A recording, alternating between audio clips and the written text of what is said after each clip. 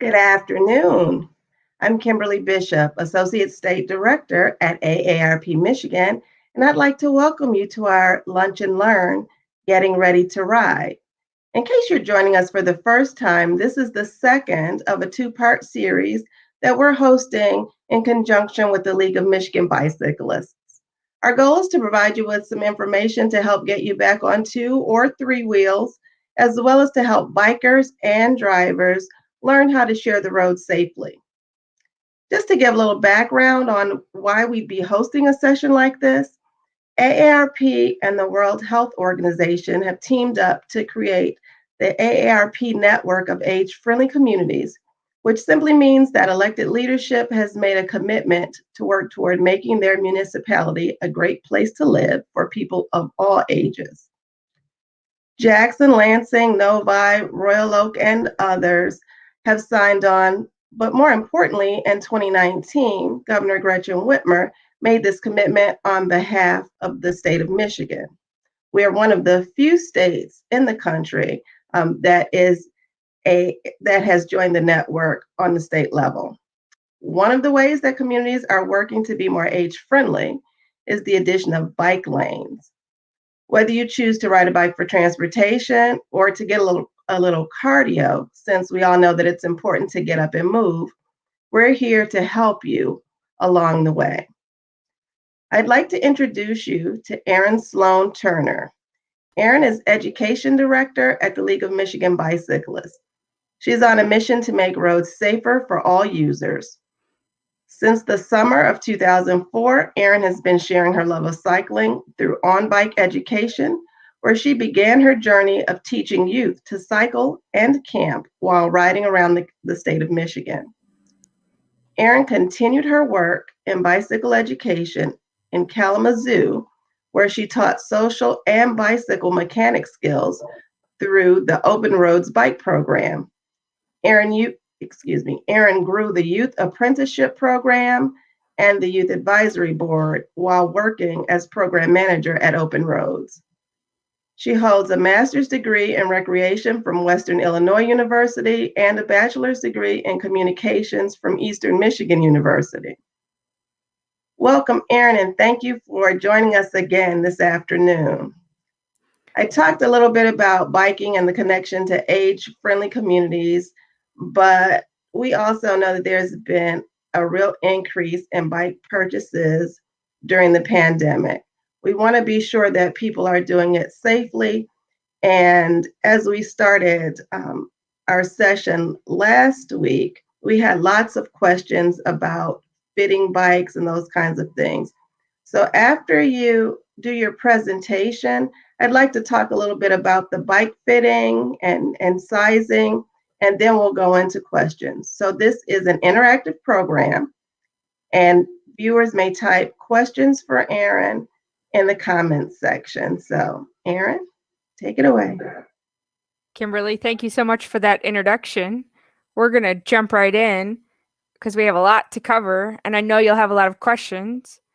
So a little bit about the League of Michigan Bicyclists. We're about to celebrate our 40th birthday, which is very exciting, and we're a nonprofit dedicated to improving life through bicycling. We do this through education and advocacy work. Today, our topics are going to be talking about safety equipment, how you share the road safely with motorists, where you can ride on the roadway, and how you access those trails that you might be eager to ride on as the weather continues to get nicer. So the key safety equipment today that we're going to highlight are the images here on the screen. Though you're not required by law to have a helmet, we really encourage it at the League of Michigan Bicyclists. It keeps you safe in case you get into an accident or crash. A lamp and reflectors on your bike, so those lights that you're seeing, in case, Michigan weather, it can change at any time, and it could get dark or dusk could happen when you're out riding, or you could be riding into the light. It is great to have lights on the front and rear of your bike. And a front light is actually required by law, and those reflectors are also required by law. So please make sure you have those when you're getting ready to ride. Reflective clothing or reflective strips that you can place on your helmet or clothing are also good so that you can be seen and safe at all times of day. Sunglasses are good in case debris flies up. Sometimes there's stuff on the side of the road that you don't even think about. So having those gloves and glasses keep your hands and eyes safe. You may have heard in the past riding as far as right as practicable, but what does that really mean? Well, we're going to talk about 4 instances in which you will need to ride on the right-hand side of the roadway, or you might have to move from the right-hand side of the roadway. One of these examples is if you're passing another vehicle or cyclist going in the same direction of travel as you are. So you'd have to maneuver around that person and take the other part of the lane. Our second example is when you're preparing to make a left turn or you're turning left to change lanes, if it's a multi-lane road, to turn left. So in that case, you would not be riding on the right-hand side of the roadway. Our third example is when a road might be too narrow or there's no bike path on that roadway or the bike path is not safe. In those instances, as you can see in the image C, it is the cyclist is taking the whole lane and there's a car behind them. So that is allowed. And then the fourth example about why you might not be on the far right side of the road is there might be debris or obstacles or hazards in your roadway. It could be a huge Michigan pothole that we have. It could be glass, or it could be a water drain. So those are 4 reasons why you might not be on the right-hand side of the roadway. Now next, let's watch a video from the league to tell you where can you ride legally by law in our state. This video highlights where you can safely ride your bike in the state of Michigan according to the law. Michigan law states that cyclists are not required to use the bike lane, even if it is present, but it is important to always communicate with other roadway users through signaling. A cyclist may use the sidewalk, but must yield the right-of-way to pedestrians and give an audible signal before passing a pedestrian. Michigan law states that a bicycle is not required to ride on the sidewalk. Some local municipalities have defined ordinances and posted signs. LMB recommends that cyclists avoid riding on sidewalks due to safety hazards, including increased turning and crossing conflicts with motorists and higher risk of pedestrian collision. When conditions make the right-hand edge of the roadway unsafe, such as open drains, debris, parked cars, or surface hazards, bicyclists may use the full lanes safely. This material was developed through a project funded by the Michigan Office of Highway Safety Planning and the U.S. Department of Transportation. Hopefully we've learned a few things about where we can ride. Another issue that's come up occasionally and more as more people are riding is, should cyclists be on sidewalks or the roadway? Legally, in our state, it is not required that a cyclist ride on a sidewalk. It is often not safe for an adult cyclist to ride on the roadway. Kids who are learning to ride or young people who are getting confident skills in riding, this is a great place for them because it's safest for them. But drivers don't always see a cyclist on a sidewalk, and we all move at different speeds, right? So we will all be arriving at a intersection or the end of a driveway at different times. So it is best for a cyclist to ride on the roadway as much as possible. However, there are times when a roadway is not safe, and the sidewalk might be the safest place for a cyclist to ride.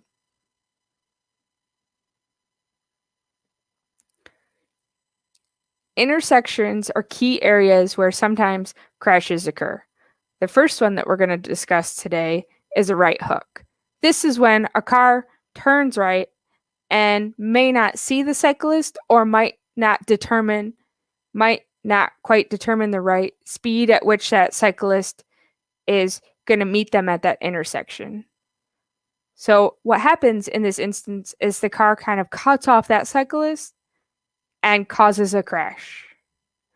To avoid this, as somebody who's riding on the roadway, communicating your transitions is key. So using your hand signals and your voice to say what you're doing, making sure that the car sees you, and then anticipating this action is key. The next common crash at intersections that we see is the left hook. This takes place when a car is going through that intersection and another car is turning left but does not see the bicyclist because they're blinded by that car. So they're in that blind spot. To avoid being involved in a crash like this, it is best to be seen and safe, and taking your time in that intersection, anticipating a circumstance like this might occur. And our third and final intersection that often can be an issue is a driveway or an alleyway. So those cars are not anticipating the cyclist at the end of that roadway or even in the sidewalk. So making sure that you're seen and safe and anticipating that a car might turn out, and how can you avoid that intersection? How can you anticipate a crash or collision at that intersection so that you avoid that happening? So as we've said, intersections are common places where crashes occur.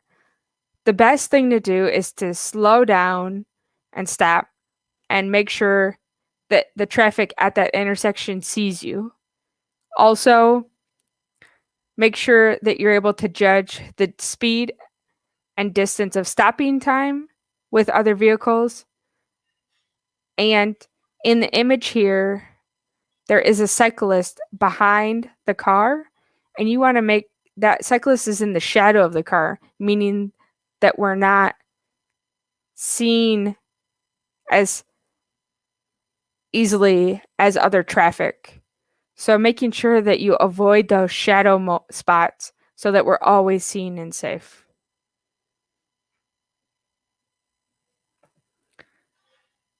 There have been a couple of questions about how to find trails and access them. There are two great websites that you can access. This michigantrails.org is a great place to access trails. They have a regional map that can break down trails for you by your region of the state and show some pictures and illustrations of what you might encounter. And they also give you length.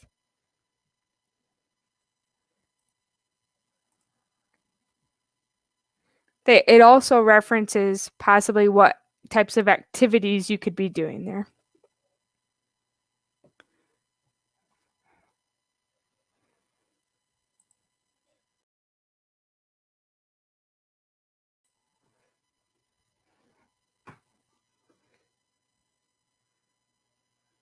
Kim, I believe you're muted.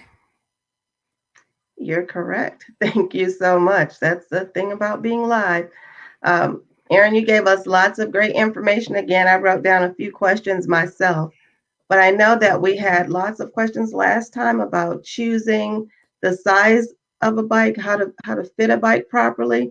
So if you could just go over that again, and then we have more questions coming in today. Yes, of course.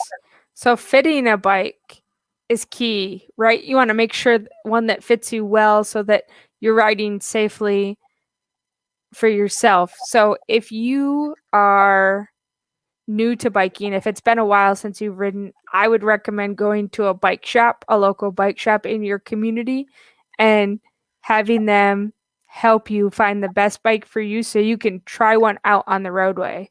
They should let you test one out even if you end up not buying one that day. so that you can make sure you're fitting it for the type of riding you want to be doing and how you want to feel comfortable. Because if you're not comfortable on the bike, we're all less likely to ride it, right? Absolutely. And I actually bought a bike last year for my daughter, and they did let me ride it around the parking lot. That was as far as I wanted to go before we made that final purchase. But we have questions coming in. I have a question from Steve, and it's a follow up regarding the difference between, he'd like you to explain the difference between sidewalks and wider pathways.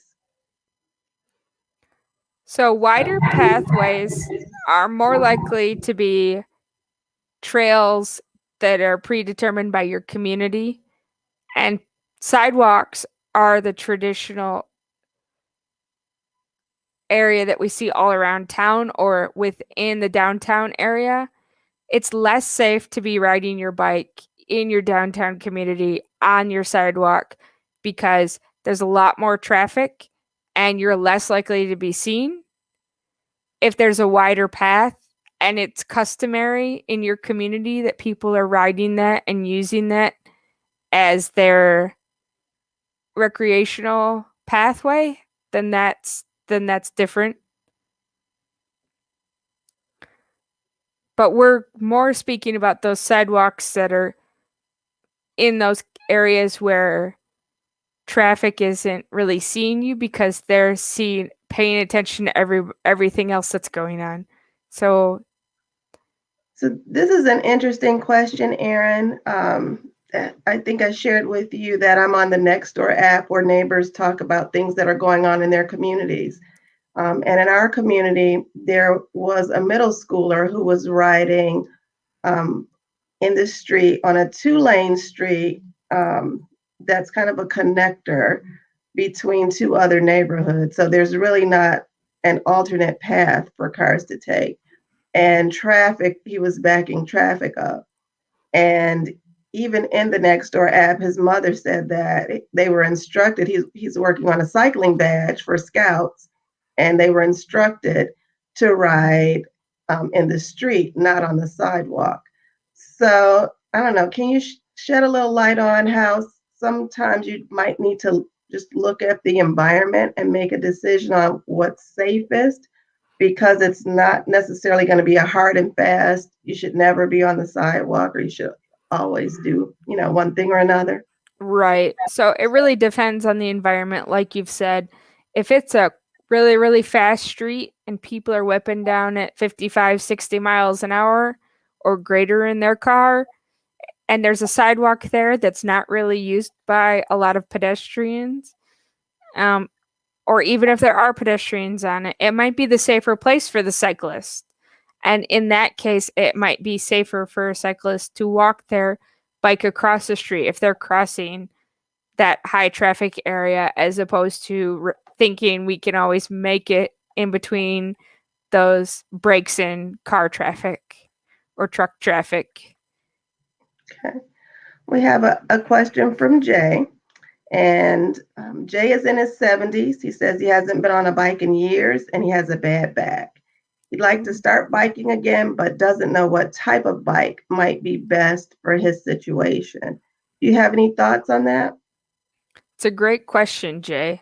So I would recommend seeing what style of sitting fits best for your back, because there are some lower recumbent bikes, but it depends on the how your back fares with the style of bike. There's also a tricycle bike that you sit upright more. Depending on it, I probably wouldn't recommend road bike where you're bent over.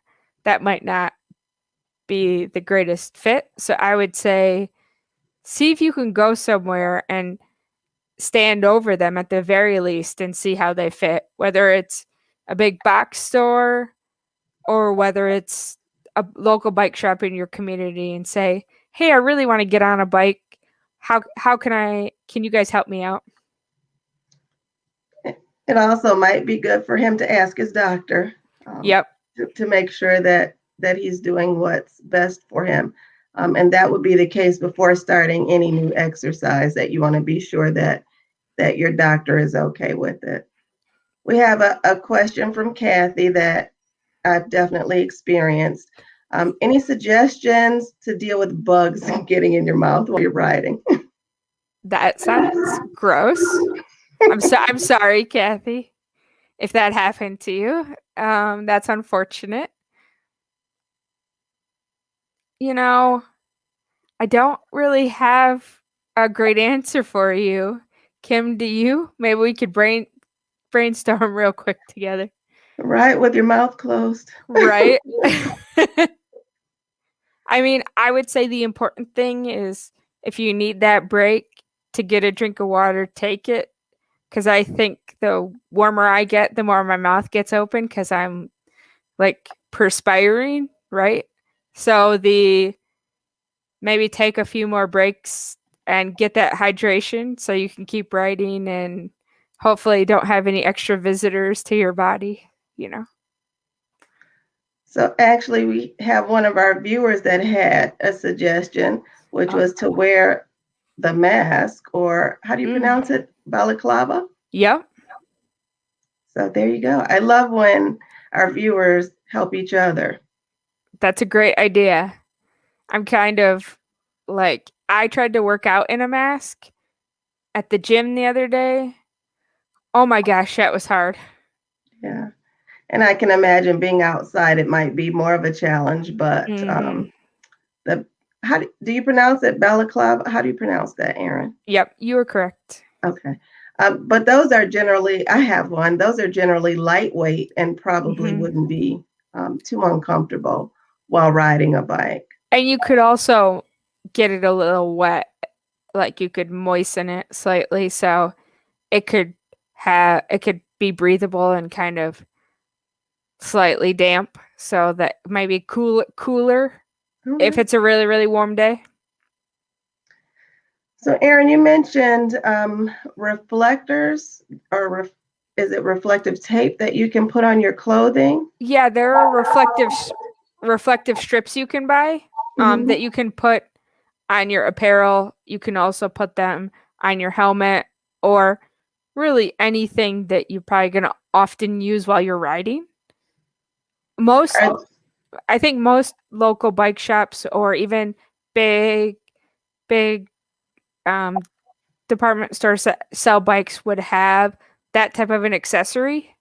So you could pretty much buy them almost anywhere. I think we may have some at LMB, or we had some. I don't know. Our shop is really kind of changing over quite frequently. So is it something that if I put it on, I have my favorite shirt or jacket that I wear when I'm biking, it can go through the washer and dryer, or I've never used it, so I'm just curious. Yeah. Yeah, it can go through. Okay. So I was really surprised to hear that helmets are not the law. They're not. That's surprising. Does it make a difference what age you are? Is it a requirement for young riders as opposed to adults? So technically it's not required by law, but it's highly encouraged by the League of Michigan Bicyclists and cyclists all over because it keeps you safe. You never know what can happen on the roadway, and you want to be as safe as possible. I will also mention that helmets, if you're interested in buying one to keep yourself safe, they do have a lifespan on them. So that's an important thing to remember. I think on our last call, somebody had mentioned that they had one, but they haven't used it in a couple of years. And so just to be mindful, if you're dusting off the old bike in the garage, and if you're dusting off the old helmet, maybe consider getting yourself a new one because that material wears down. It wears down whether you use it or not. Right. So we have a question from Alfonso who wants to know if you have suggestions for effective use of bike gears, which is a great question. Effective use for the bike gears. Yeah, because sometimes when I'm riding, I'm switching gears sometimes just because I'm tired. Mm-hmm. And my cousin, who we ride together a lot, he's always saying, pick a gear and stick to it. But we're also riding on flat terrain for the most part. So when does somebody know when they should and shouldn't be switching gears? Well, I think it's personal. You kind of develop your own system, but for me personally, I would say that I try to stay in the front. I have 3 gears, so I'm generally in the middle, and then I generally stay in kind of the middle in the back as well.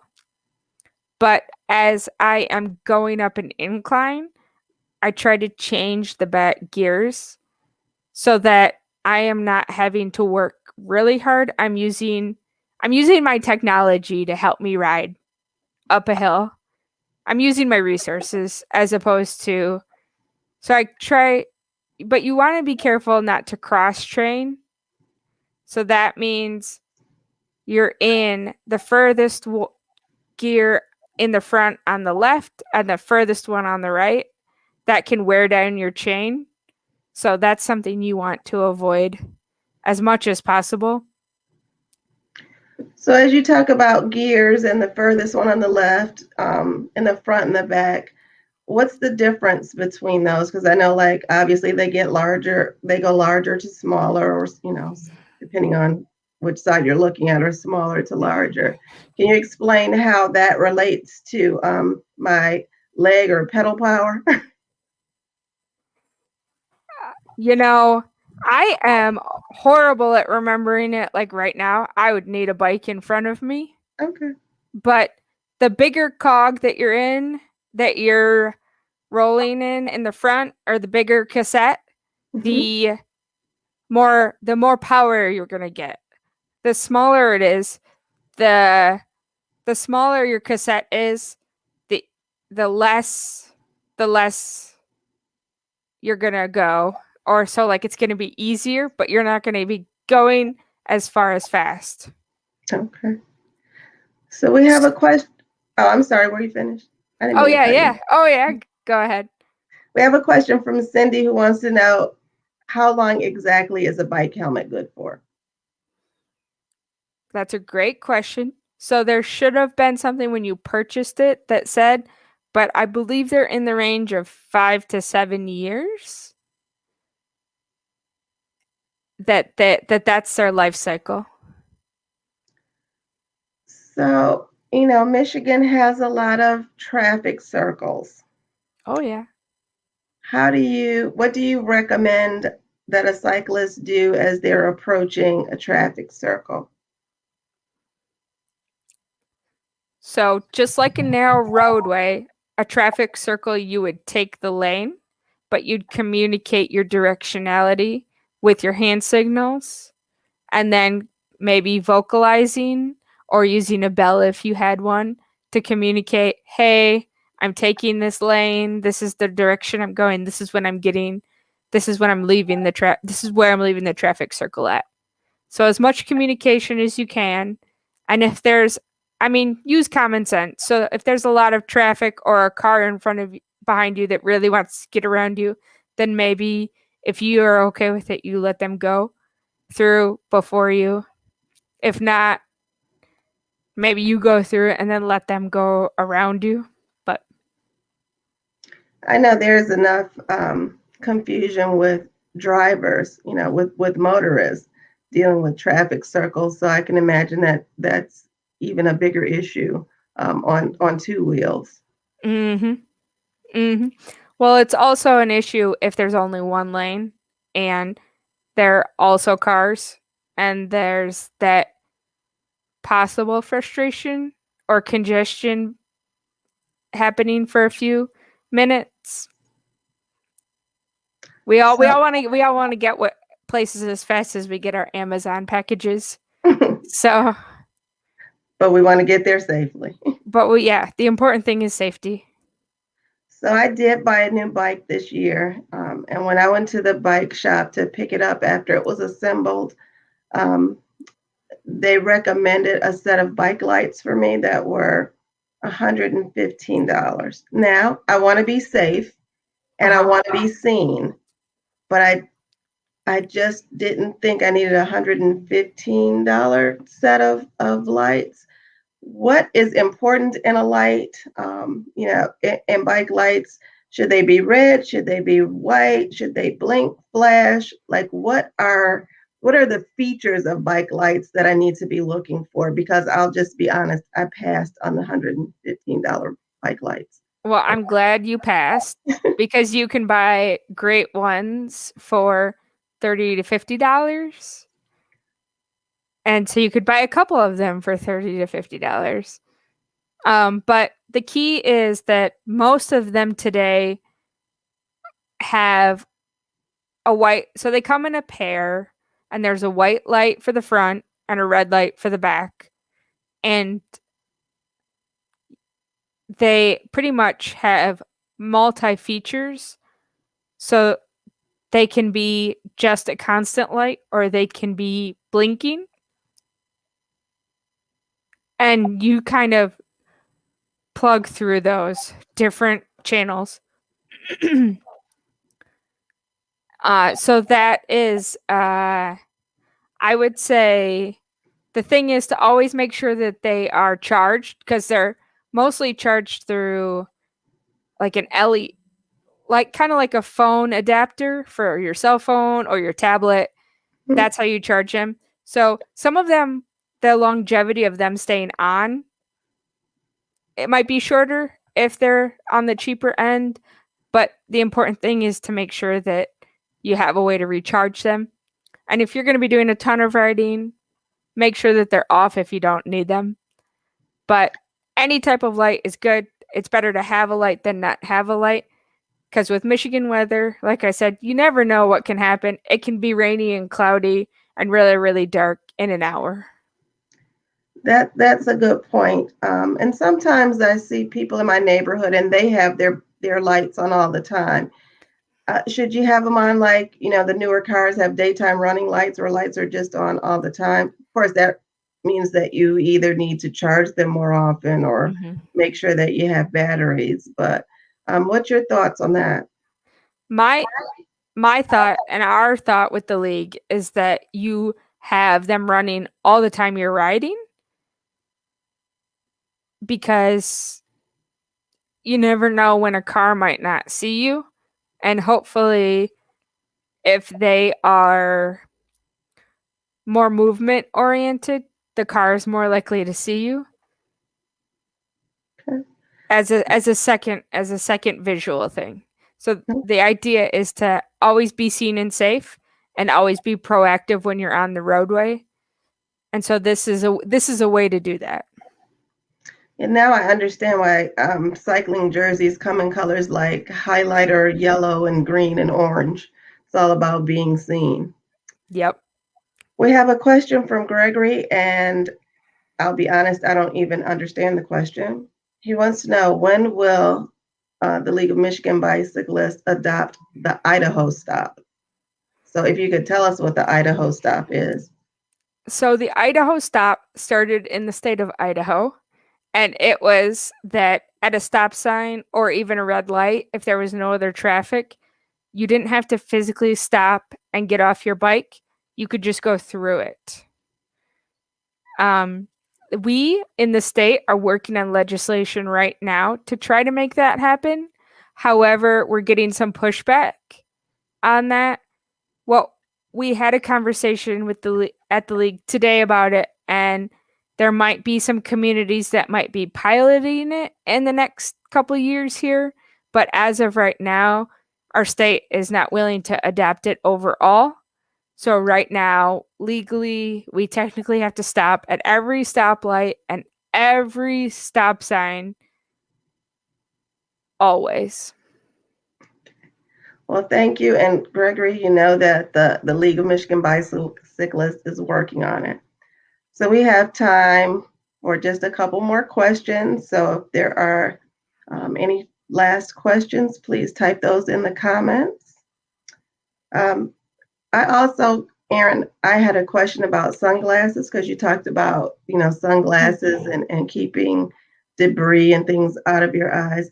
I've seen the glasses that have like the different color lenses that you can just snap on a different color for riding. Are there benefits to those, or is just a pair of sunglasses enough? I would have one more question. I would have one more question for you. Are those ones that wrap all the way around your eyes, or are they? So the lens is just in the front, but obviously it goes kind of behind your ear. I would say any glasses that. So I'm a fan of sunglasses. I have about 17 pairs at home because you got to match them with your wardrobe. But I would say as long as they're covering possibly these corners, because I would just be worried about any sort of road debris possibly getting in the sides. That would be my only personal concern. But I would say use your best judgment if you feel like it's safe for the riding you're going to be doing. And if you feel confident in it and you've made a choice that makes sense for you and your style of riding, then that seems great. Okay. Well, Erin, thank you so much for joining us again today. I think we are going to wind this session down. Do you have any final thoughts for us or our viewers as they are either looking to get back on 2 or 3 wheels or looking to enhance their riding as the weather changes? My only question for the audience today is if there's any topics that we didn't address today or you'd like us to go into further detail on, can you please put that in the chat for us today? Because we'd love to continue a conversation with you about your interest in cycling. Well, thank you so much. These sessions will continue to live, on our Facebook page so people can view them. And I understand you're willing to share a couple of videos with us that we can post on our Facebook page as well so people can get some additional tips on riding and helmets and safety and things like that. So thank you again for spending some time with us 2 weeks in a row, Lunch and Learn. I've learned so much myself. I think I'm going to go take a bike ride today. And for our viewers, you can always visit our webpage at aarp.org/Michigan to see what other events we have going on. We have posted resources, connections to the League of Michigan Bicyclists and other AARP resources that will help you as you get back out on 2 wheels and do it safely. So thank you so much. And Erin, I look forward to doing this again with you sometime soon. Yeah, you too. Safe cycling. Thank you. You too. Thank you.